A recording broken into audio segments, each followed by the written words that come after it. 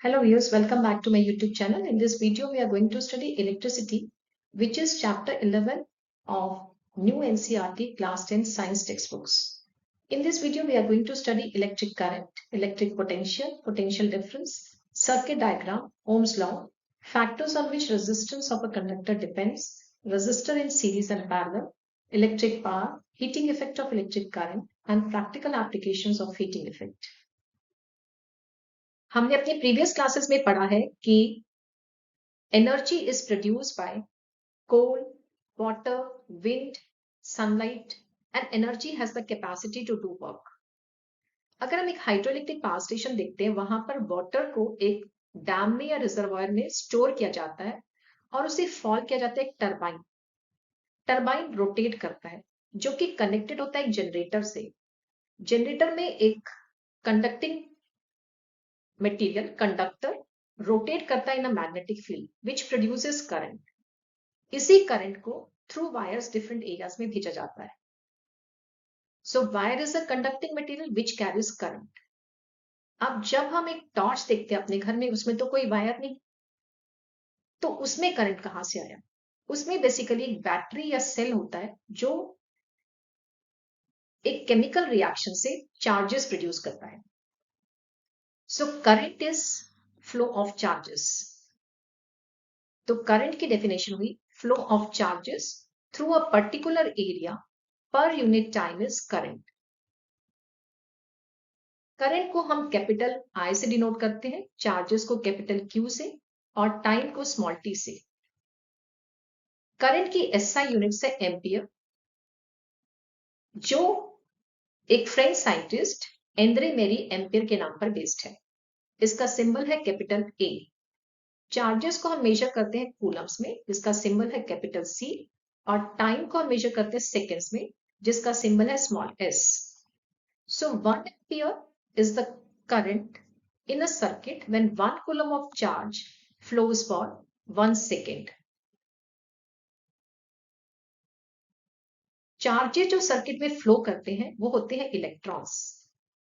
तो हम चार्ज के बदले, क्यू के बदले Na भी लिख सकते हैं, where N is the number of electrons and E is the charge on one electron.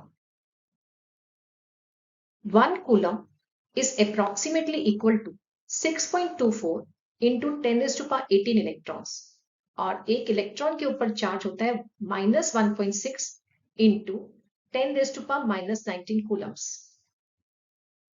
जब इलेक्ट्रिसिटी डिस्कवर हुई थी तो direction of flow of positive charges was taken as direction of current. इसी कन्वेंशन को आज तक फॉलो किया जा रहा है। मैंने आपको बताया कि करंट डेवलप होता है इलेक्ट्रॉन्स की फ्लो से। इलेक्ट्रॉन्स तो नेगेटिवली चार्ज्ड है, so they should move to the positive terminal, और actual direction of current should be from negative to positive.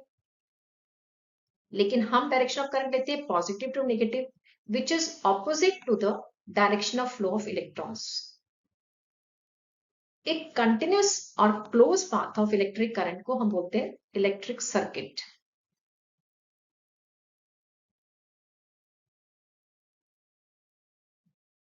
जैसे मैंने बताया, electric circuit is a close path of current. उसमें हम बहुत सारे instruments, gadgets, batteries, wires, switches use कर सकते हैं, जिन्हें ड्रॉ करने में बहुत टाइम लग सकता है। इसलिए हम कुछ सिंबल्स यूज करते हैं टू ड्रॉ इलेक्ट्रिक सर्किट। जैसे सेल के लिए हम ये सिंबल यूज करते हैं, जिसमें एक बड़ी और छोटी लाइन है। बड़ी लाइन की तरफ हम पॉजिटिव चार्ज और छोटी लाइन की तरफ नेगेटिव चार्ज दिखाते हैं। Battery is a collection of cells, इसमें भी हम पॉजिटिव और नेगेटिव को शो करते हैं। क्लोज की means the circuit is closed end the current will flow. इसमें हम ब्रैकेट्स विद डॉट यूज करते हैं, और इसका एक और सिंबल है ये वाला। ओपन की means the circuit is open and the current will not flow. इसके भी दो सिंबल्स है। वायर जॉइंट, इसमें हम एक वायर विद डॉट शो करते हैं दूसरी वायर के ऊपर। विदाउट जॉइंट वायर, ये वायर ओवरलैपिंग है विदाउट जॉइंट। एमीटर का सिंबल ए से डिनोट होता है, जिसमें हम फिर से चार्जेस भी शो करते हैं पॉजिटिव और नेगेटिव. बल्ब का symbol. Resistance is a device which resist the flow of current.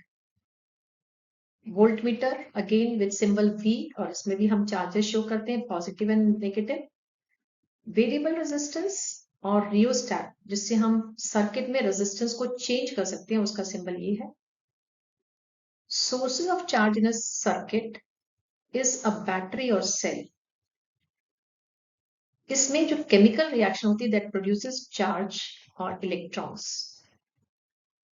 वैसे इलेक्ट्रॉन्स जो कैथोड पे प्रोड्यूस होते हैं they move towards the anode.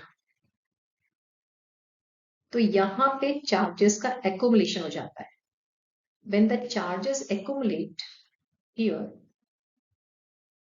हमने पता है ये कि जैसे पानी हाई प्रेशर से लो प्रेशर की तरफ जाता है, विंड जो है वो भी हाई प्रेशर से लो प्रेशर की तरफ जाती है. तो यहां पे भी जब चार्जेस एक्युमुलेट हो गए, they will move from this terminal to the next terminal which is low in charges. इसीलिए डायरेक्शन ऑफ करंट को हम पॉजिटिव टू नेगेटिव दिखाते हैं. एनोड पर बेसिकली ऑक्सीडेशन हो रहा है और कैथोड पे रिडक्शन हो रहा है. तो there is flow of electrons from cathode to anode.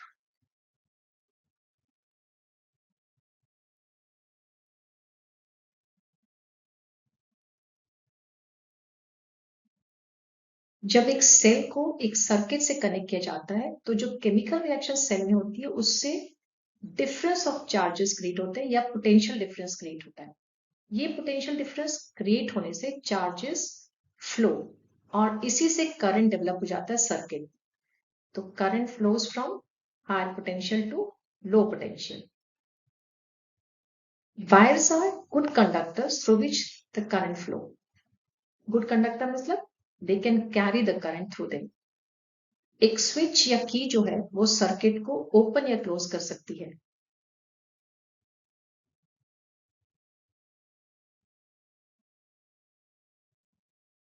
Current को सर्किट में मेजर करने के लिए एक डिवाइस यूज करते हैं जिसका नाम है एमीटर, जो करंट को एम्पियर्स में मेजर करता है.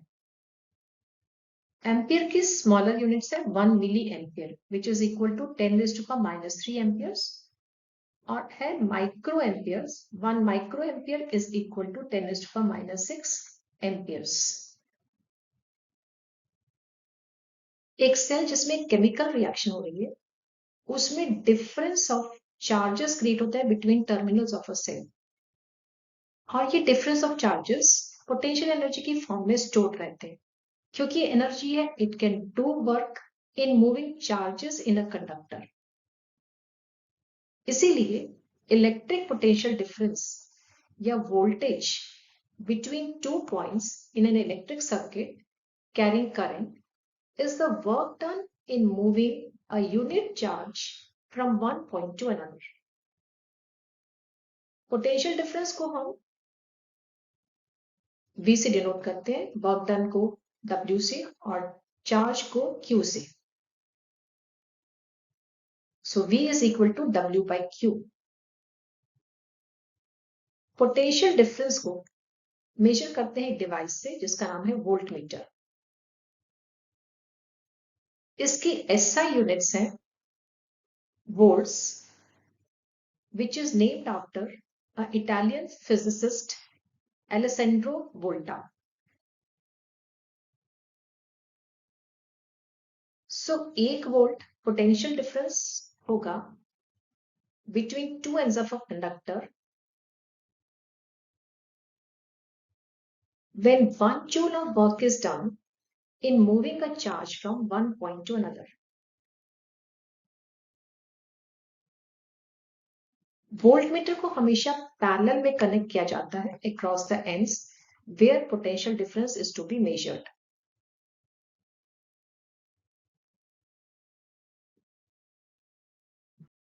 एक जर्मन फिजिसिस्ट थे जॉर्ज साइमन ओम, जिन्होंने पोटेंशियल डिफरेंस और करंट के बीच में रिलेशनशिप एस्टैब्लिश किया. उन्होंने कहा potential difference V across the ends of a given metallic wire in an electric circuit is directly proportional to the current flowing through it, provided temperature remains the same. इसका मतलब V is proportional to I. अगर इस proportionality sign को हम change करें तो V by I gives a constant which is denoted by symbol R, और V becomes equal to IR. इसी रिलेशनशिप को अगर हम एक ग्राफ से शो करें, पोटेंशियल डिफरेंस को वोल्ट्स में हम y एक्सिस पर और करंट को एम्पियर्स में हम x एक्सिस पे प्लॉट करते हैं. अब किसी भी पोटेंशियल डिफरेंस के लिए उसका कॉरेस्पॉन्डिंग I1 हमने कैलकुलेट किया और दूसरे पोटेंशियल डिफरेंस V2 के लिए हमने कॉरेस्पॉन्डिंग I2 कैलकुलेट किया. The slope of the line is V2 minus V1 upon I2 minus I1. अगर ये कोई भी वैल्यू आती है उसे हम कहते हैं R. इस पर्टिकुलर ग्राफ के लिए या किसी भी मेटेलिक वायर के लिए, एक पर्टिकुलर मेटेलिक वायर या एक पर्टिकुलर सर्किट में ये R कांस्टेंट होता है. जहां पर हमने कंडीशन सेम रखी है, टेम्परेचर सेम रखा है. इसी R को हम कहते हैं resistance. Resistance is actually property of a conductor which opposes the flow of current. Resistance को हम ओम्स में मेजर करते हैं और उसे एक ग्रीक सिंबल इससे डिनोट किया जाता है.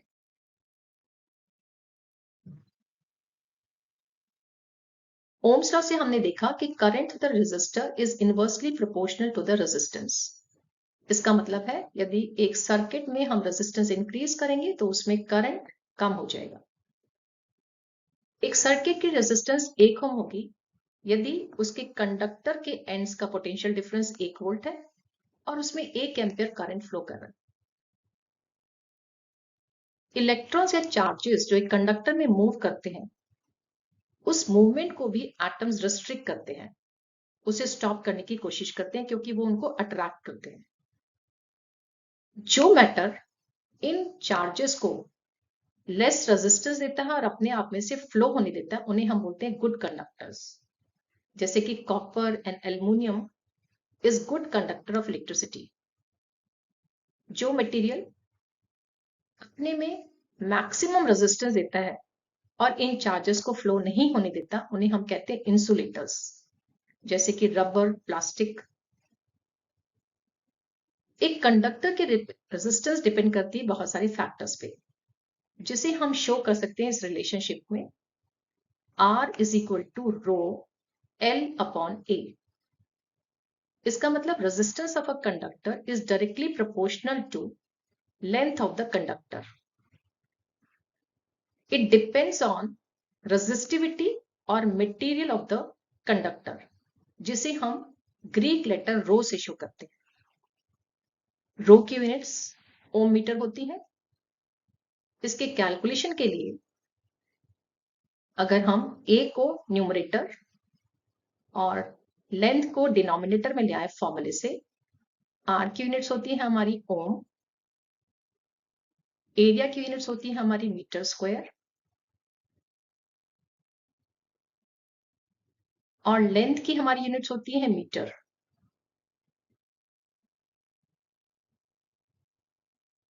तो ये हमारा m से स्क्वायर ऑफ m हट गया, तो यूनिट्स हो गई ओम मीटर रेजिस्टिविटी की.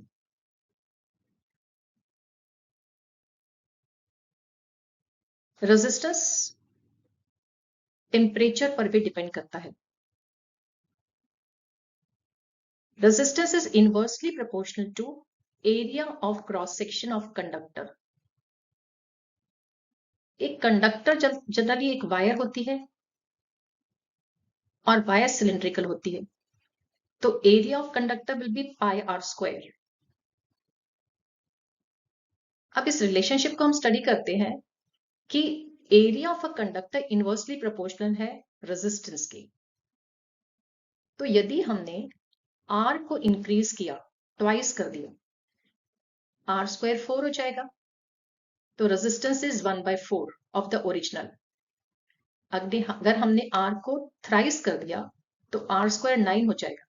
Resistance will be 1/9 of original. ऐसे ही अगर हमने r को रिड्यूस कर दिया टू हाफ, r स्क्वायर हो जाएगा 1/4 और ये रेसिप्रोकेट होके हो जाएगा r 4 times of the original. तो इस रिलेशनशिप से हमें न्यूमेरिकल्स करने में इजी हो। जो गुड कंडक्टर्स हैं उनकी रेजिस्टिविटी लो होती है of the order of 1.6 into 10⁻⁻⁻ metre. जो इंसुलेटर्स हैं जैसे रबर, ग्लास, उनकी रेजिस्टिविटी हाई होती है of the order of 10⁻12 to 10⁻17 ohm metres. Alloys जो दो या दो से ज्यादा मेटल से मिलके बनते हैं,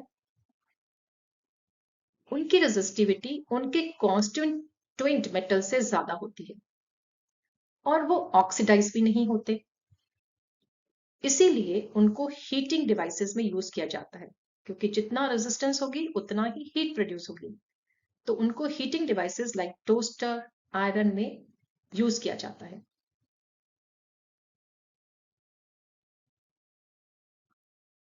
रेजिस्टर्स को अगर हम एंड टू एंड ज्वाइन करते हैं, जैसे यहाँ पे ज्वाइन किया रेजिस्टर 1 फिर रेजिस्टर 2 एंड टू एंड, इनको बोलते हैं resistors in series.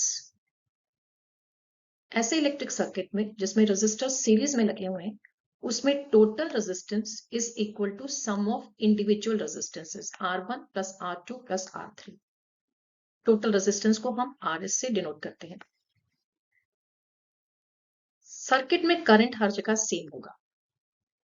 Potential difference across each resistor different होगी, जिसको हम कैलकुलेट कर सकते हैं। V1 across first resistor IR1 होगा। Potential difference across second resistor IR2 होगा। Potential difference across third resistor IR3 होगा। टोटल पोटेंशियल डिफरेंस हो जाएगा, टोटल करंट तो सेम ही है और टोटल रेजिस्टेंस जो हमने सम किया है इंडिविजुअल रेजिस्टेंस को, दोनों को मल्टीप्लाई करेंगे तो हमारा total potential difference of the circuit आ जाएगा। इस सीरीज के सर्किट की डिसएडवांटेज है कि यहां पे हम डिवाइसेस नहीं यूज कर सकते हैं जिनकी रिक्वायरमेंट अलग अलग करंट की वैल्यूज है, क्योंकि सीरीज के सर्किट में सेम करंट फ्लो करता है और अगर यहां पर एक कंपोनेंट फेल हो जाता है तो पूरा सर्किट ब्रेक हो जाता है। ये दो इस सीरीज के सर्किट की डिसएडवांटेज है। रेजिस्टर्स इन पैरेलल का मतलब है जो बैटरी से करंट आ रहा है that is distributed in different branches of resistors into I1, I2 and I3। जब रेजिस्टर्स को पैरेलल में कनेक्ट करते हैं तो reciprocal of total resistance is equal to sum of reciprocal of individual resistances. Total resistance को अगर हम Rp से डिनोट करते हैं तो it is equal to 1/Rp is equal to 1/R1 plus 1/R2 plus 1/R3। अगर हमारा 1/Rp 3/6 आता है तो Rp निकालने के लिए हम इसका रेसिप्रोकल करेंगे which is equal to 2 ohms।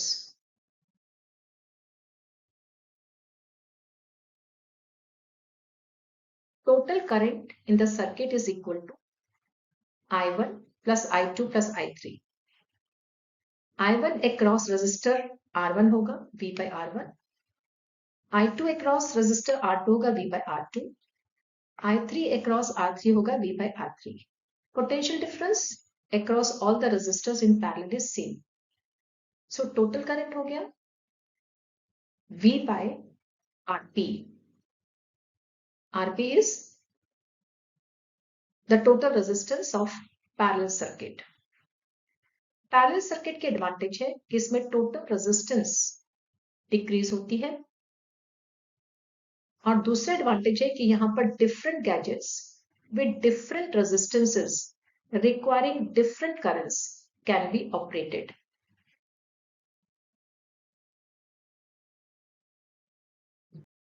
हमारी पावर क्या होती है, हम कितना काम कर सकते हैं कितनी देर तक, वो हमारी पावर शो करता है।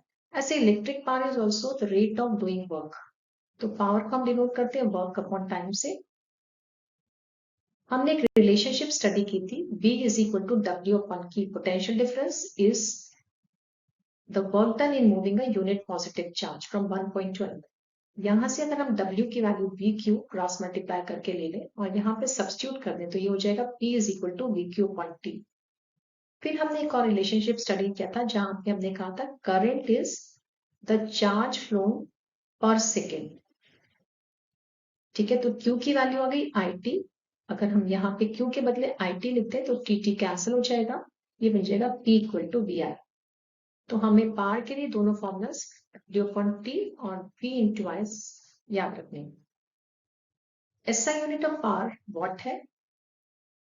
अब 1 वॉट पावर को हम डिफाइन कर सकते हैं, it is the power consume by a device which carries a current of 1 ampere and the potential difference is 1 volt। Energy क्या होता है, जितनी हमारी एनर्जी होती है उतना हम काम करते हैं। तो हमने अभी देखा power is equal to work upon time. तो इससे हमारा रिलेशन आ गया work is equal to power into time cross multiply करके। वर्क जो है वही हमारी एनर्जी है, E is equal to P into T. Power हम वॉट में डिनोट करते हैं, टाइम सेकेंड्स में, तो वॉट सेकेंड या एनर्जी आ गई हमारी जूल्स में। Commercial unit of electrical energy is kilowatt hour. 1 kilowatt hour का मतलब है, किलोवाट मीन्स 1000 वॉट्स और 1 आवर का मतलब 3600 सेकेंड्स। तो ये हो गया 3.6 इंटू 10⁻⁶ वॉट सेकेंड या फिर जूल्स। Both are same. हम वॉट सेकेंड भी यूज कर सकते हैं या जूल्स भी यूज कर सकते हैं। ये कन्वर्शन आपको आना चाहिए एग्जामिनेशन पॉइंट ऑफ व्यू से, ये इंपॉर्टेंट।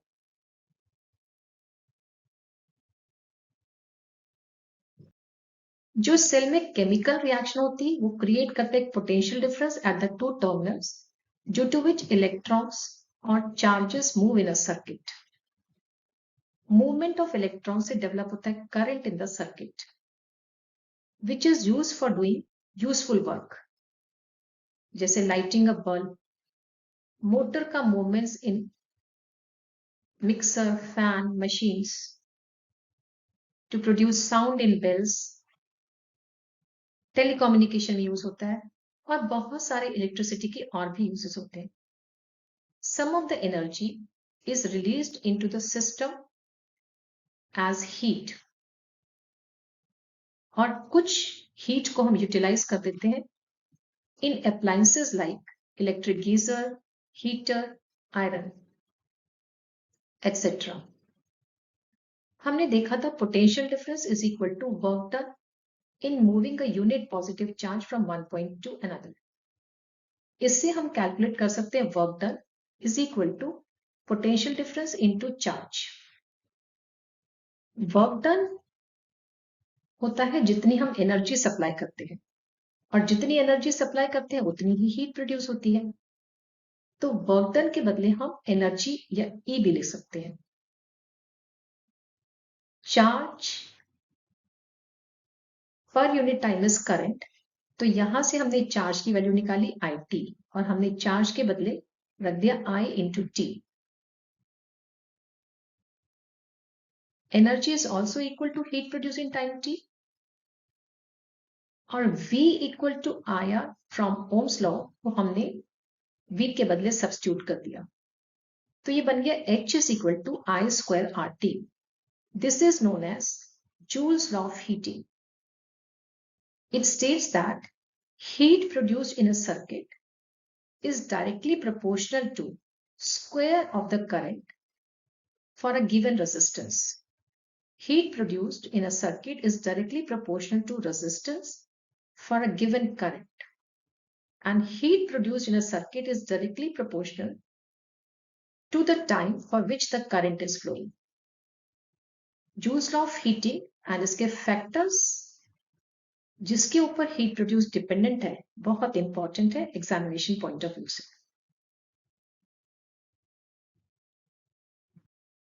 हमने देखा करंट का हीटिंग इफेक्ट है जिसे जूल्स हीटिंग इफेक्ट कहते हैं। और इसे बहुत सारे अप्लायंसेस में यूज किया जाता है, जैसे electric toaster, electric oven, electric heater, electric iron. Electric bulb में भी इस हीटिंग इफेक्ट को यूज किया जाता है। वहां पे इस हीटिंग इफेक्ट से लाइट रेडिएट होती है।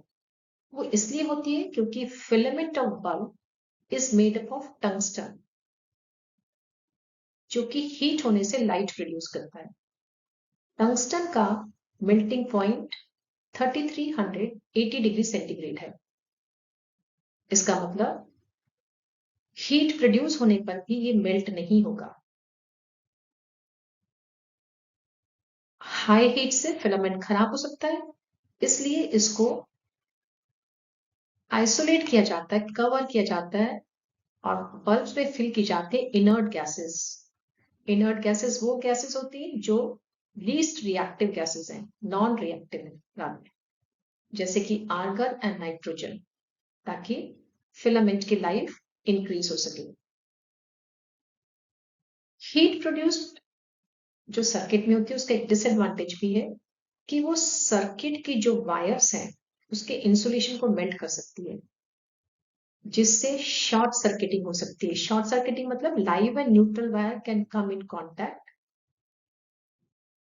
सर्किट में करंट इंक्रीज हो सकता है, and the wires can catch fire. इस शॉर्ट सर्किटिंग और फायर से बचाने के लिए सर्किट्स में एक सेफ्टी डिवाइस यूज होता है जिसका नाम है फ्यूज। फ्यूज जनरली एक वायर ऑफ मेटल या एलॉय होती है जिसका लो मेल्टिंग पॉइंट होता है। जैसे ही सर्किट में करंट इंक्रीज हो जाता है, ये वायर मेल्ट हो जाती है और सर्किट को ब्रेक कर देती है और फायर प्रिवेंट करती है। Fuse wires generally 1 ampere, 2 ampere, 3 ampere, 5 ampere और 10 एम्पियर रेटिंग की होती है। एक सर्किट में यदि करंट 1.5 एम्पियर का है, उसमें हमें फ्यूज वायर्स 2 एम्पियर की यूज करनी चाहिए, क्योंकि सर्किट में जनरली करंट कितना फ्लो कर रहा है, 1.5 एम्पियर। 2 एम्पियर का फ्यूज वायर यूज करेंगे तो जैसे ही करंट सर्किट में पड़ा, ये वायर मेल्ट हो जाएगी और सर्किट को ब्रेक कर देगी। तो इसीलिए डिफरेंट रेटिंग की वायर्स है depending on the current in the circuit. मैंने कोशिश की इस चैप्टर को सिंपल वर्ड्स में आपको समझाने की, सभी फॉर्मूलाज का डेरिवेशन आप तक पहुंचाने की। फिर भी अगर आपको कोई डाउट है तो आप नीचे दिए गए कमेंट सेक्शन में आप अपनी क्वेरीज और क्वेश्चंस को लिख के भेज सकते हैं। यदि आपने मेरा चैनल अभी तक सब्सक्राइब नहीं किया है तो सब्सक्राइब करिए, ताकि आपको आगे आने वाले वीडियोस के नोटिफिकेशन मिलते रहे। Thank you for watching this video and have a nice day.